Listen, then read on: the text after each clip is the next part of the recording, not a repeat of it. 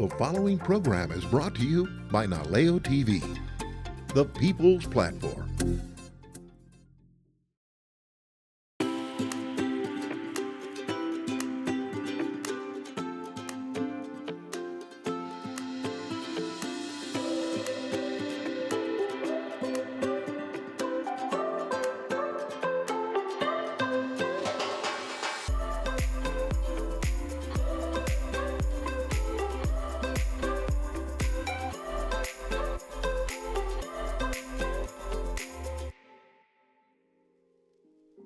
Aloha, my name is Jasmin Iolani Hakes, and I am the author of HULA and the Pohaku.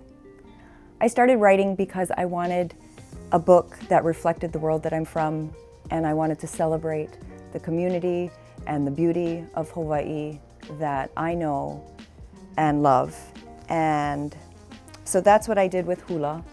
I wanted to write something in Pidgin that in the sing-song cadence of the community that I grew up around. And the Pohaku I wrote to honor the 10 Hawaiians that went to California and changed its history forever, that not many people know about. So I wanted to bring that little history to life. But I think today I'm going to read from HULA because I'm in Hilo and this book celebrates that, and we're getting close to Merry Monarch time, and this book revolves around a young girl who is fair and not quite sure where exactly she belongs, and growing up in Keaukaha and dreams of becoming the next Miss Aloha Hula. So let's get started with a little excerpt from HULA. Hilo's such a rainy old town. Listen to the rain come down, wash away the interrupters. Springtime, Easter, the time of year we expand. We fill to bursting. The Hilo Hawaiian and every room in old Uncle Billy's, plus all the bed and breakfasts booked a year in advance. The FedEx airplane bounces down the Hilo airport tarmac 3 times a day, bloated with the weight of boxes of costumes and lei, of dresses and dark Tahitian pearls. We make ready, cleaning our spare bedrooms, washing the sheets on the pune'e in the living room. At the school, we sweep out the gym and cafeteria and roll in the cots for the halaus that booked rooms too late. Merry Monarch tickets sell out before they go on sale. The festival was named after him, conceived in his honor, King Kalakaua. By the 1960s, all the dead kings had names, and that was how we called him. The Merry Monarch, because he dredged hula out from where the missionaries had buried it. Now, it's a week of partying as if statehood hadn't happened, even though it's been 20 years. People come from all over, from Oahu, Kauai, Maui, and Lanai, from Molokai, but also from Tokyo, California, New Zealand, and Tahiti, Texas, and Alaska. We starch our best holoku and mu'umu'u. We shine our black pearls. We dress as though the flag of our ancestors is still snapping in the wind above Iolani Palace. Under the light of the burning midnight oil, we bow to our sewing machines, piercing together the quilts and skirts and hand towels to sell at the craft fair. For weeks, we show up for work in the morning with burns from the hot glue gun we use to make fabric flowers stick to finicky hair clips. Every year could be the last it will be this way. So we smoke and eat and drink. We dance and sing and be Hawaiian. We'll do this until we can't anymore. Kingdoms fall, but they never really go away. On a night in mid-April 1920, the dazzling light of a new moon poured once again through Ulu's window to stand between her and sleep. She got up dutifully, a bit slower now, 51-year-old knees creaking in protest. She covered her mo'opuna with a quilt she'd made out of an old mu'umu'u, saying a prayer of protection and making sure the girl was still snoring before slipping out the door. Her husband long gone, her daughter taken by pneumonia not 6 weeks after giving birth herself, Ulu and her granddaughter Hulali were all that remained of the Naupaka Ohana. Her family so marred by death, rippling endlessly outward. Her kingdom has died, as has her ability to hear the ground under her feet. The plants and trees and winds and moves have long fallen silent, or she's lost the ability to hear them. She exists now in a vacuum, the place of numbness.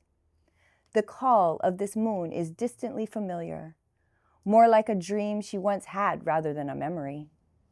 She glanced at her mo'opuna a final time and then closed the door softly, tiptoeing down the creaking hall of their tenement, following the sounds of the lapping water's edge. Flames danced across the waves. She was not surprised when the bobbing tree trunk came into view. It turned again into the honu, the very same Amakua who had brought her the mo'olelo of Kekuaona the Io all those years ago. Ulu waited patiently as it made its way to shore. This time, the honu's flippers did not dig into the sand. It did not crawl to her feet. Its shell did not glisten. Its message did not come in the form of a whisper, soft and sweet as the offshore breeze. The honu was dead, a picked-over corpse, a silent scream. Belly up, empty black holes where its eyes had been. Ulu's skin started to tingle. The tingling turned into a burning that spread across her body and drove fire into her heart until she was consumed by a flame as hot as Pele's belly. The honu had chosen her to deliver a message. Thinking herself powerless, she had allowed herself to be broken, allowed her voice to be silenced. The honu had rotted in weight of her. She had failed. Back in her apartment, she went to her mo'opuna and put a hand on the sleeping girl's back. The thump of her heart echoed into Ulu's palm.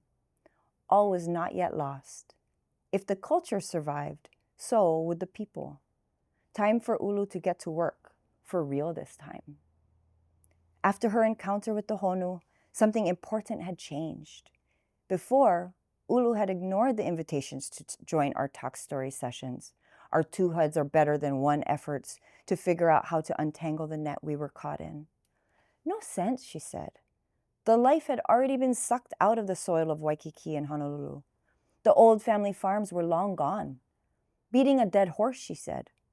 But at the next community meeting, Ulu was the first one there. She banged her fist on the table as if it were a gavel, and she was calling us to order. Hawaiians need to perpetuate, she said. And there was only one way to do that.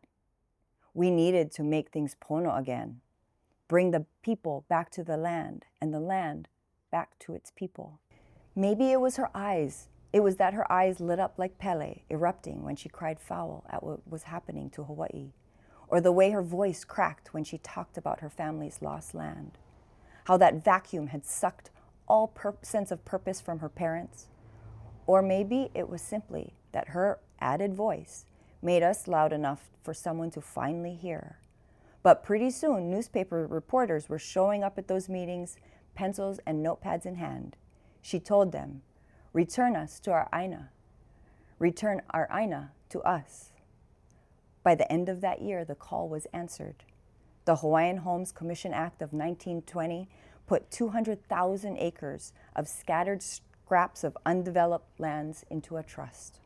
The American government would lease it to the Hawaiians in need who met the requirements of being 18 or older and a blood quantum of at least 50% Hawaiian, a notion inspired by what Uncle Sam had written into Native American land deferment programs.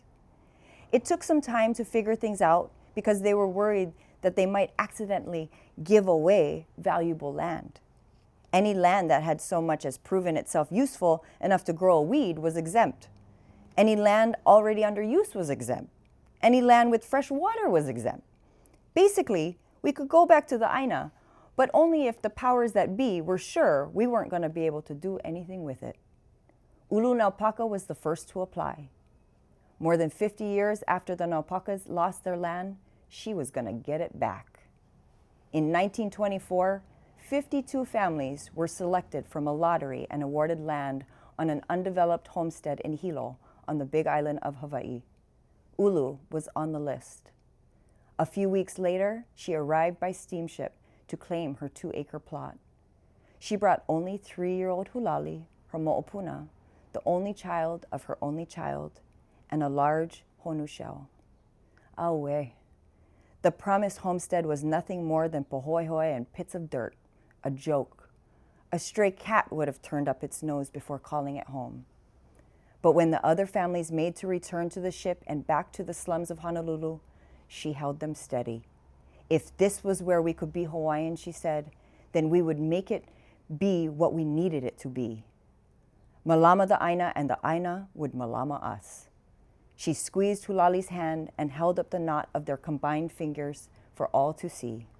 With the sky and Mauna Kea as witness, she said, her family would never again lose their land to the haole who came from the other side of the ocean.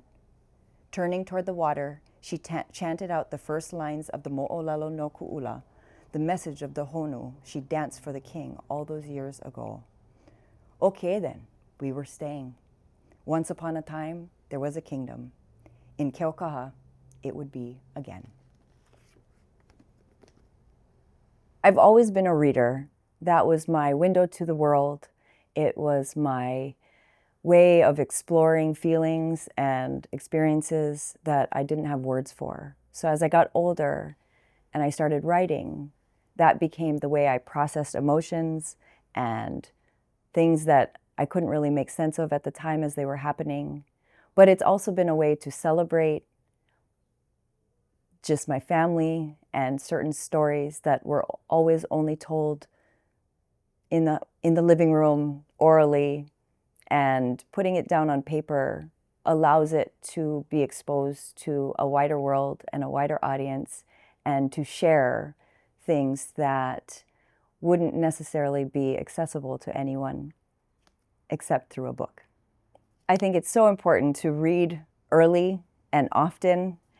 It is a way to process things and a way to experience places and people and things that we wouldn't otherwise have access to. As far as telling stories, I think Keiki should celebrate being able to create a whole world. And it doesn't take much. You don't need to be rich and famous or have a lot of resources. All you need is a piece of paper and the world is at your fingertips. My name is Jasmin Iolani Hakes. Mahalo for joining me as I read from my book HULA, and for joining us on this episode of Island Storybook with Naleo TV. And let's all keep reading.